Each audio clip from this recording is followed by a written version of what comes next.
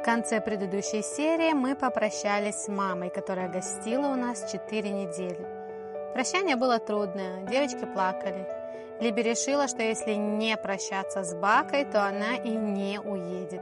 И сначала вообще отказывалась прощаться.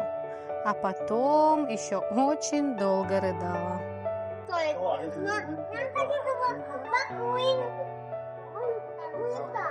Ты не хочешь, чтобы Бакуля улетала? Даже не хочешь улетать. Прощайся с Бакой. Я не хочу. Ты не хочешь, чтобы Бака улетала? Она думает, что если тебя не обнимет, то ты не...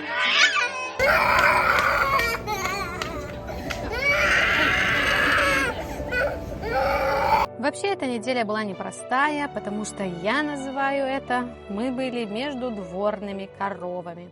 Это была неделя, когда у нас не было никакого организованного кемпинга. Мы бы могли уехать в кемп, где у нас комфорт и малина, но тогда мы бы не смогли познать Майами и его округ. На этой неделе Автодом выполнял свои прямые обязанности, давал нам крышу над головой и удобство, будучи средством передвижения.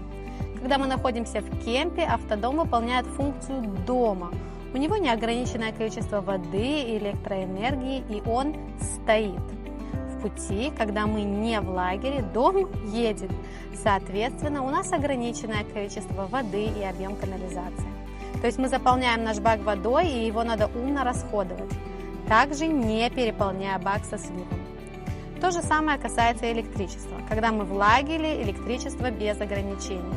Но в переезде для электричества в розетках нам надо включать генератор, который работает на бензине. Свет есть за счет солнечных батарей. Но для того, чтобы включить микроволновку, кондиционер или просто зарядить телефон, нам нужен генератор. Но не везде и не всегда его можно включить. Но основная сложность вообще в другом. В вопросе, где спать. Ведь не везде можно припарковать автодом на ночную парковку. Самое логичное было бы встать где-нибудь на диком пляже в Майами и, наслаждаясь природой и красотой, так и спать. Но в Майами с этим очень строго и не разрешен то, что называется дикий кемпинг. Кроме того, там, где можно переночевать одну ночь, уже нельзя переночевать, например, 2. Поэтому ночлег надо менять каждую ночь, переезжать каждую ночь. То есть каждый день мы начинаем с вопроса, где будем спать этой ночью. Сказать, что все это приключение изматывает нас, а уж тем более детей, в ДНК которых заложена потребность в постоянстве и рутине, это ничего не сказать. Ночевать в таких условиях мы можем в нескольких местах. Самое удобное и законное – это rest areas. В этих местах отдыхают автопутешественники и дальнобойщики. Это большие стоянки с обустроенным туалетом, столами для пикников и даже детскими площадками, чтобы дети тоже размяли ноги в пути. Еще есть сервис-плаза. Здесь тоже большие стоянки для автопутешественников и дальнобойщиков, туалеты и даже магазины и кафе. Но нет парка, столов и площадок для детей. Удобство этих вариантов заключается в том, что они находятся прямо у скоростной трассы. Минус, что порой они бывают забиты до отказа и встать негде. Я говорю, мы как междудворные коровы проверили одну парковку, там нам не разрешили. Приехали на парковку дальнобойщиков. Она забита, все дальнобойщики мира здесь. Не хотят работать дальнобойщики? Никто не хочет Все работать, хотят все спать. хотят спать. На часах 10 вечера. И мы думали, что мы уже ложимся спать. Но к нам постучали и сказали, что мы припаркованы небезопасно. Мы действительно припаркованы небезопасно. Мы перекрыли грузовики, хоть и сзади, то есть как бы они бы могли выехать. Но это небезопасно, и нас попросили передвинуть машину. Чувак сказал, что он поможет, скажет нам, куда передвинуть, но он должен закончить патруль. Через 15 минут вернется, но это кажется, что уже прошло 15 минут, и мы, получается, и уже уехать не хотим, потому что он сказал, что есть где тут недалеко. И ждать его уже очень тяжело. Мишка пошла укладывать Либи.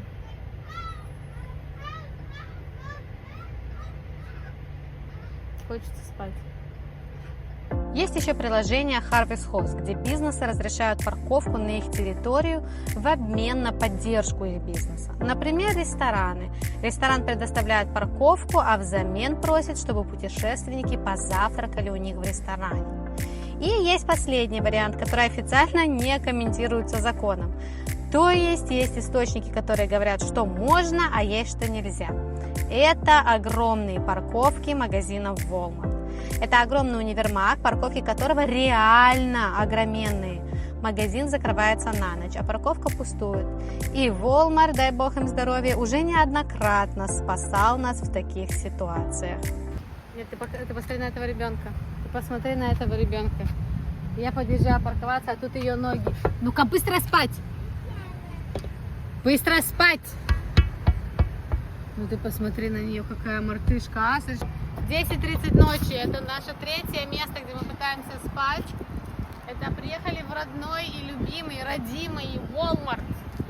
Потому что все. В такие моменты кажется, зачем мы все это путешествие затеяли, почему мы не узнали где-то у друзей, не остались где-то, мы пытались. Ты считаешь, Дима? Ты считаешь, что надо было продолжать путешествовать, несмотря ни на что? Считаю, что больше драмы, чем есть на самом деле. Мамаш, я уже без сил. Больше драмы, чем есть на самом деле. Еще и вот это вот добить тем, что сказать, что нету драмы. И типа, ничего ты не устала, еще добавь. Я не уменьшаю твою усталость. Я говорю, что то, что мы спим очередной раз на парковке Не в Walmart. этом проблема, а проблема, что мы последние 3 часа ездим, ищем где спать. Не проблема спать в Walmart'е. Проблема вот этих насиёт, которые уже прям... На часах без 20:11. Мишель ест свой доширак. Коти, ты ударилась?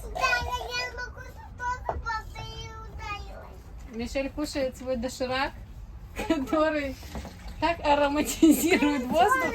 А сегодня утром тосты воняли бы просто капец. Сегодня утром мамины тосты просто пипец.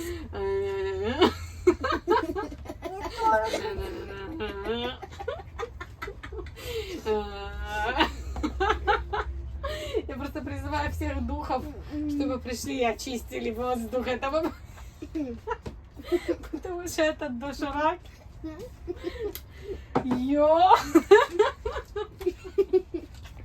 Либичка, ты не считаешь, что ты должна спать? Папа! Что? Нас Что, лишат папа? родительских Я прав. хочу кушать. עכשיו באמת מסריח, אבל לא זה. כן, אלא מה Это מסריח? заправка как будто В бы. 11 часов ночи, Либи, ты хочешь кушать? Да. Так где же мы побывали на этой неделе? Ну, во-первых, в городе Майами. Конечно, Майами – это город тусовок, клубов и ночной жизни. Но нам с 2 детьми эти развлечения недоступны. Поэтому в Майами мы сходили на пляж, на знаменитый Ocean Drive, ну и просто покатались по городу. Так сказать, обзорная экскурсия. Майами красив, как глянцевый журнал. Синий океан, дорогие яхты, особняки, небоскребы. На пляжах слышна музыка с вечеринок у бассейна прямо в час дня. Красивые, загорелые люди живут свою лучшую жизнь. Красота. Сними меня, пожалуйста, как я такая красивая, гуляю в Майами, видишь, такая вот. Ты снимаешь? Снимай меня? Снимаешь? Ты немножко отвернул камеру, снимай меня. Меня снимай. Эй!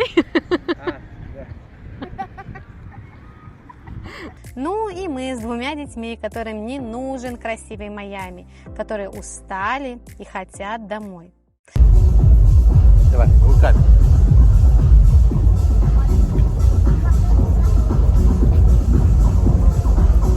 В Майами нам, кстати, повезло остановиться у Диминого друга.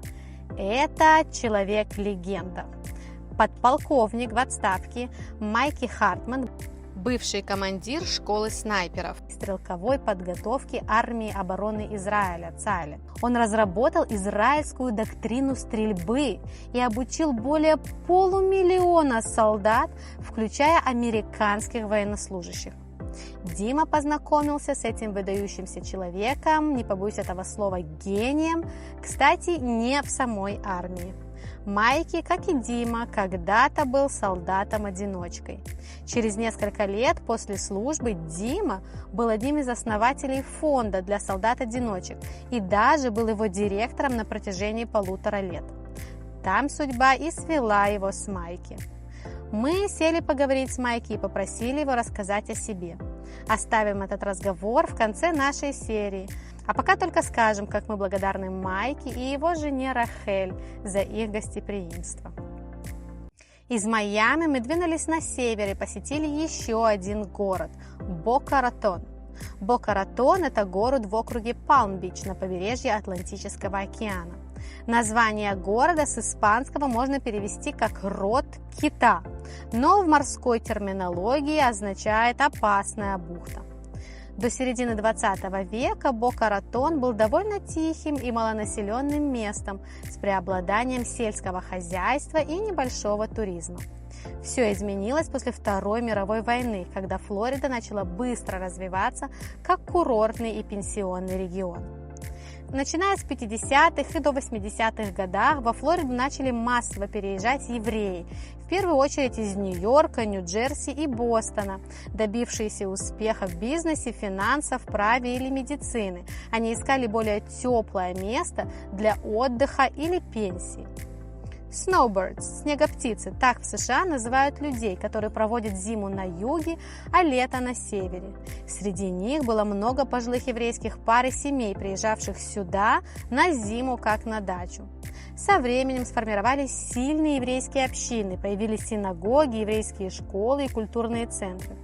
Бока Ратон стал символом богатства, респектабельности и приватности, особенно для людей, которые могли себе позволить зимовать в роскоши.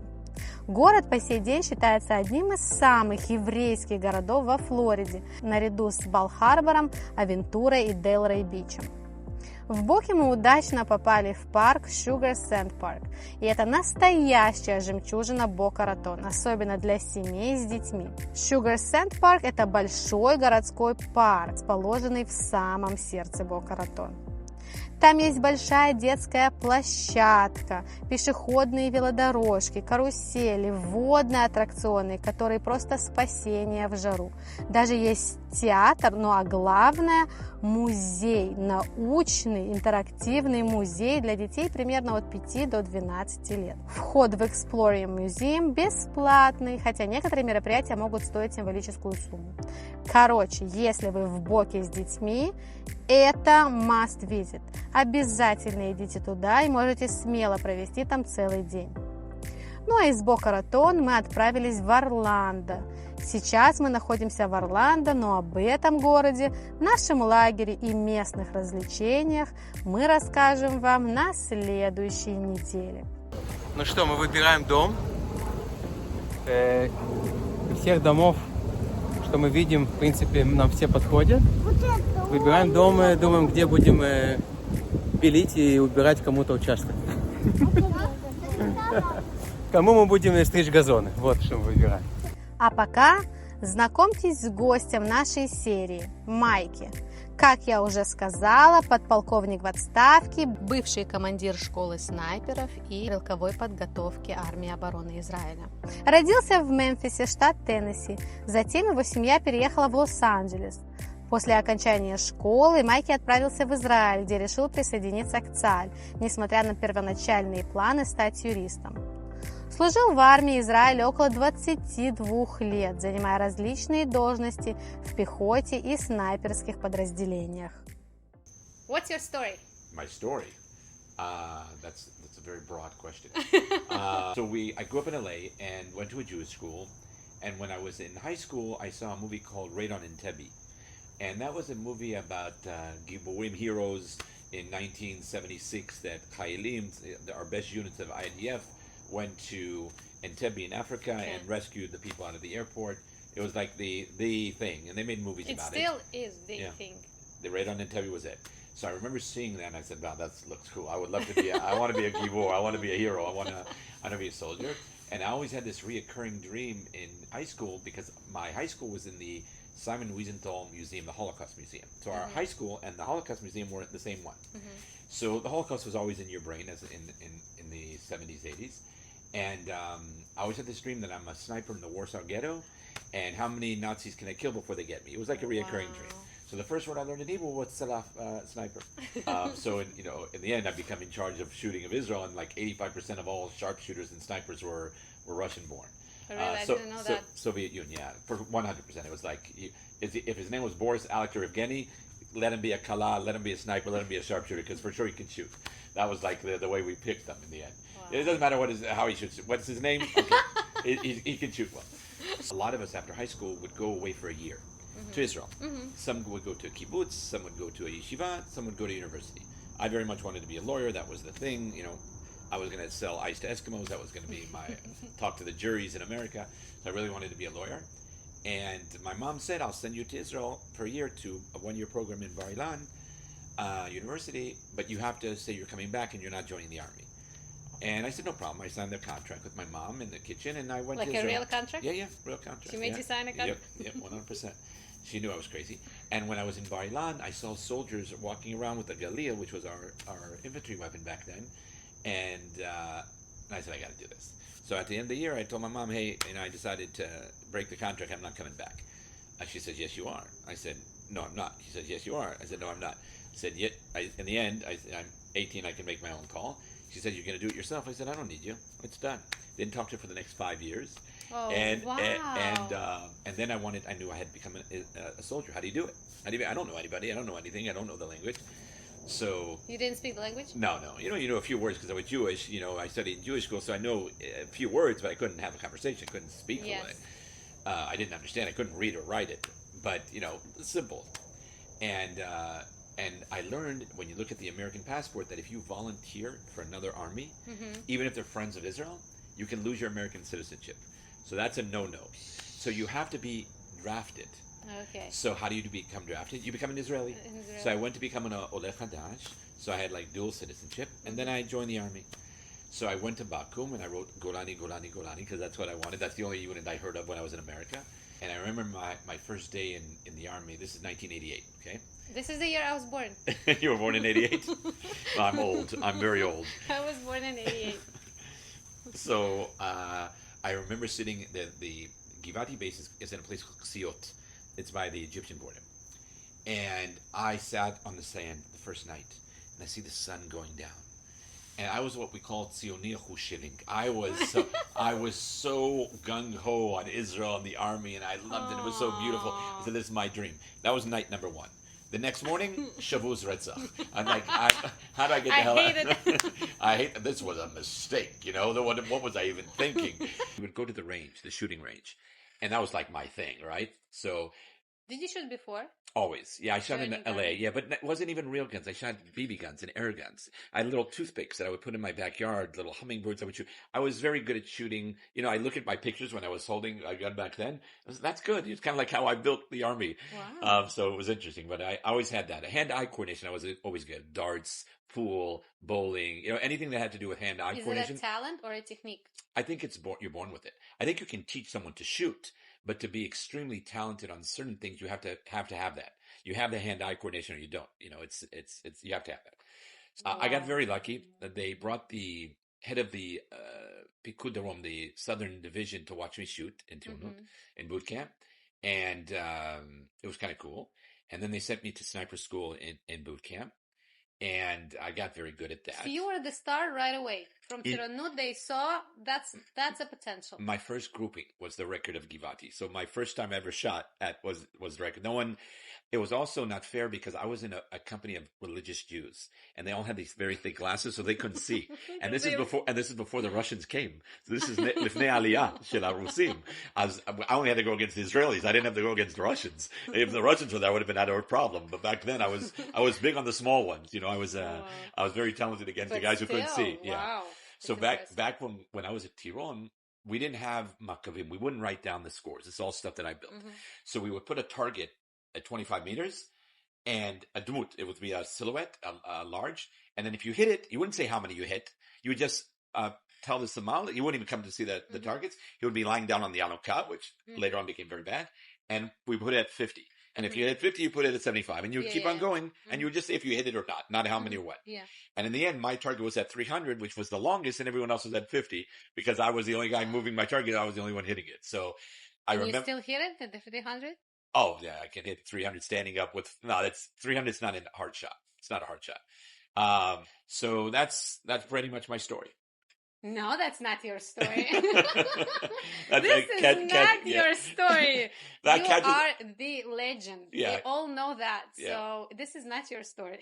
Well, what happened when I got to Givati and I was a sniper, we went to Lebanon to do ambushes. This is in 89 probably, and 1989.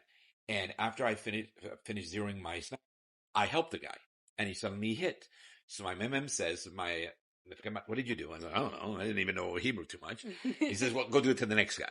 So I went down the line helping the people, and I was like, first time anyone ever taught someone to shoot. Yeah. So then they started hearing things that there's like this crazy American that not only does he shoot well, he can teach people how to shoot. So I remember after I was a Memkaf, the Magad reached out to me, wrote to him. Aryeh Cooper was his name. We became friends for many, many years after. And he asked me, can you build a shooting division in our unit of Givati? I said, I don't know. I'm not sure. I can try, and I just used a lot of logic. And then I started slowly but surely building a doctrine on what to shoot and how to shoot and what maneuvers. I tried bringing the field into the range, which was my thing. So I built something called Amida Instinctivit and something called Red Chapev, Eshkaf Chapev, Tiful Mansorim. I built a whole bunch of stuff that was for the idea of Matachim Balayda. And this is in 93. And then they put me in charge of the Israeli shooting school in 93, which was kind of crazy. Wow. Yeah. And I was a Sagam 1. And they had two captains, two stranim that were underneath me, which was extremely rare in the IDF, that you can be a commander of someone who's 2 ranks above you. Yeah. Doesn't happen. And I would come into the tent and I said, if you do these, it was just like 10 targilim, 10 maneuvers, a soldier would be better shooting. Did you make up those? I made them all up. Yeah. So how? To me, it came very easy. My brain works with, I think, it's a logical thing, so everybody in the army now uses something called a mech pork, and again, that's named after me. For me, it was logical to invent that. So what happened was I would sleep with a pen and paper next to my bed, and I would have this little light bulb go off, and I would write it down, and I built it in a way from easy to middle to hard, and it seemed incredibly logical to me, and I got lucky because Golani tried it, and it worked. And then I built another 20, and then another 30. I ended up building over 10,000 lines of targeting for the IDF. So every shot that was shot in the IDF for 2 decades, for 20 years, it doesn't matter if you were in the Air Force, if you were in the Navy, if you were a girl in Baj Demetsi and Surfin, it doesn't matter if you were in Special Forces, it didn't matter. Every shot that was shot in the IDF, I wrote. I had the doctrine built. I had the instructors built. Mm-hmm. I had the commanders built, mm-hmm. and now it got the highest score. So Kliya became a profession. It wasn't before. No one dealt with it. The snipers they would deal with, but the regular guys they wouldn't.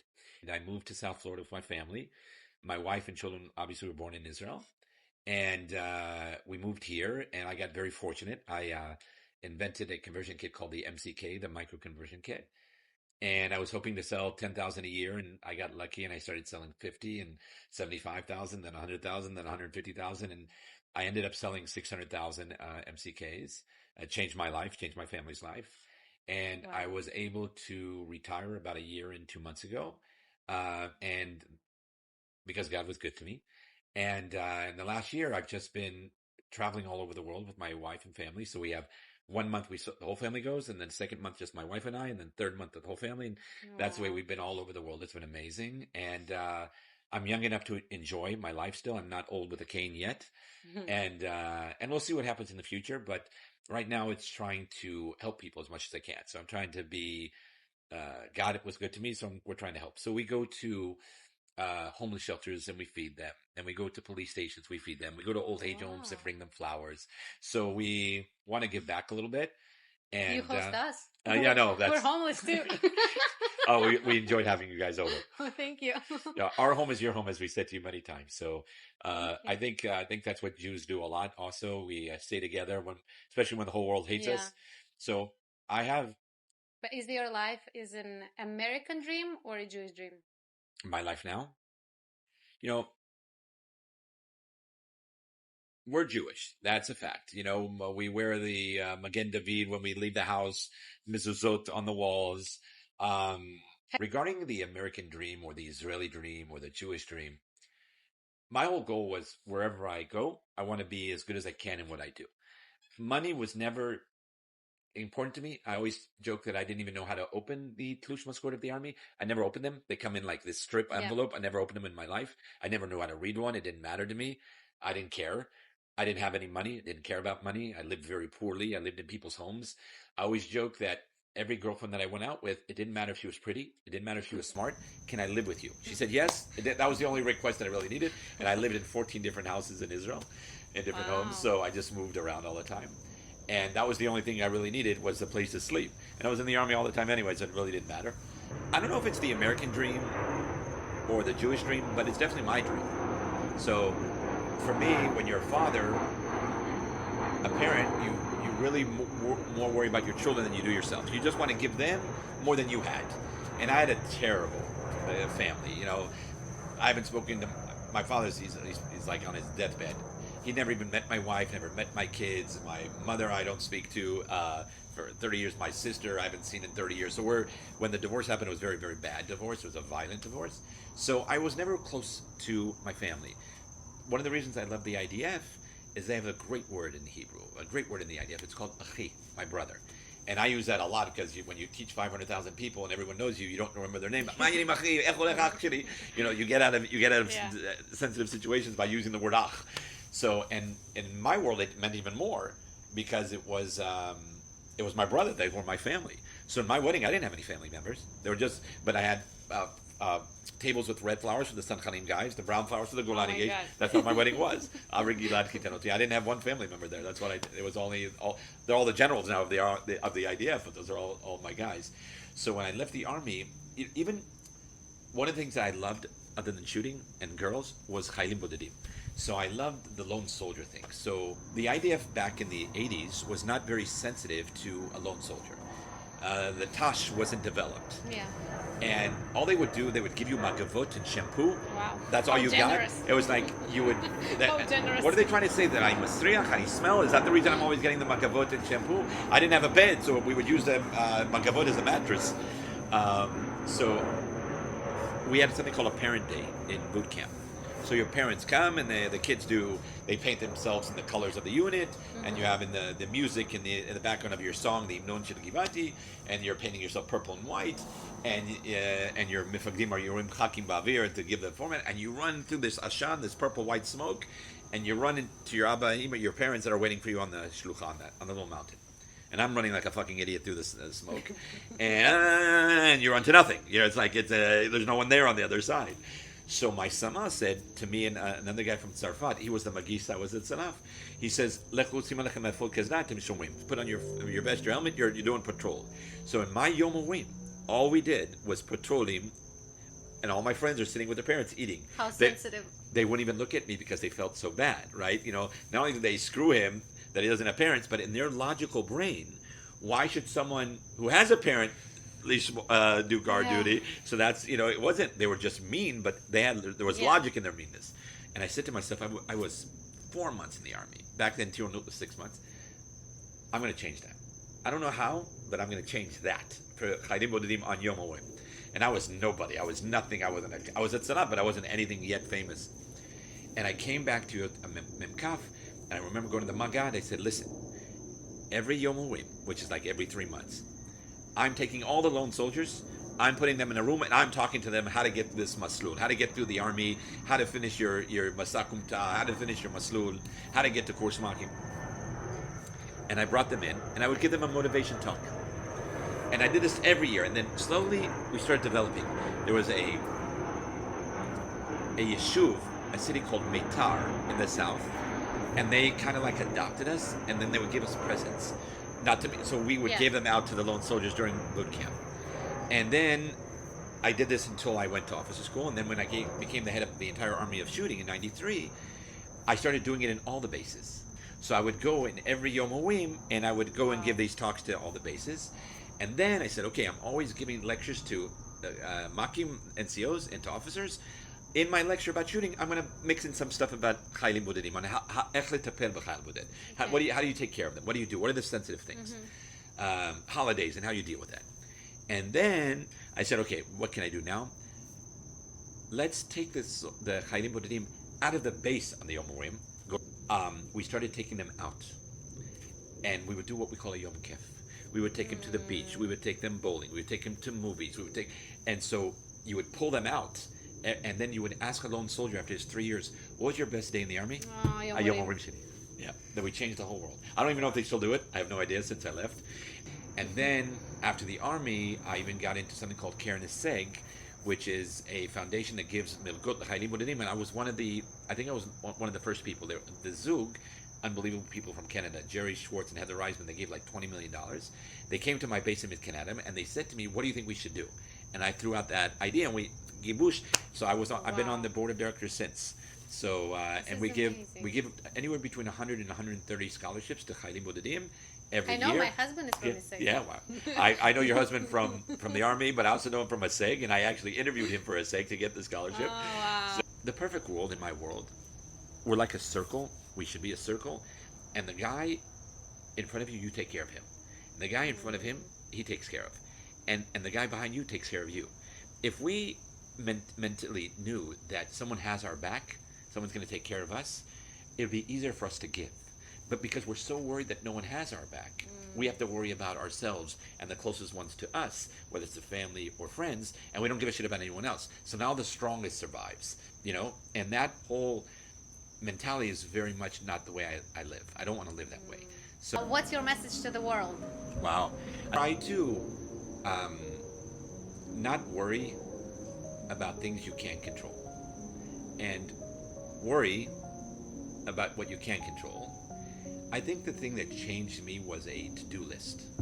I was very, very disciplined on writing things down and putting yadim, goals in front of me, and hitting them. So I'm a big believer in taking your thoughts, putting them on paper, and what do I have to do today? And then when you start doing that, you actually start moving the needle because you're accomplishing things. Yeah. You're marking them off. I don't think there's any more satisfaction than marking a to-do list off.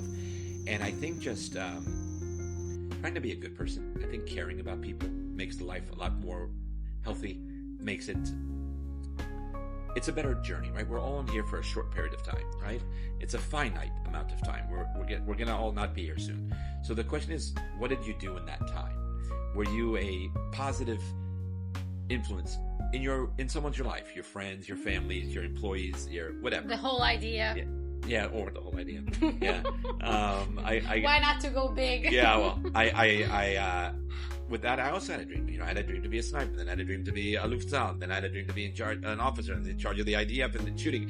And you have all these little dreams that you put in front of yourself, and if you work hard, you can get to them. Now, there's always people that have less than you.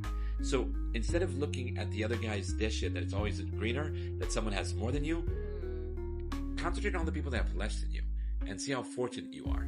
Because we didn't do anything to be born. God put us here, or whoever put us here. We didn't do anything for it. It's like we got a present. So you might as well utilize that present as much as possible and be happy with what you have. You can't... I never had a dream to be rich. I didn't even care about rich. I just wanted to do stuff that I have a passion to do. I think that's important to do in life. I think working for a paycheck sucks. I think working for something you enjoy doing is great. So find enjoyment in what you do. The little things you can enjoy. It's simple things. It can be a pretty flower. I love looking at flowers. You can look at just nature. The goodness in things. There's so many good stories out there that you can find them. And if you concentrate on all the good what people do, Thank you, Mikey.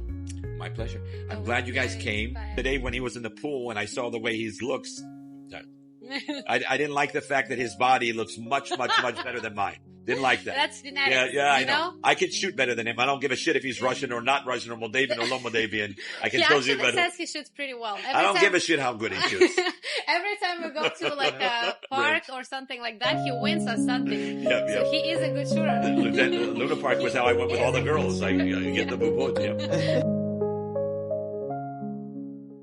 Ну что, вот так по-спортивному.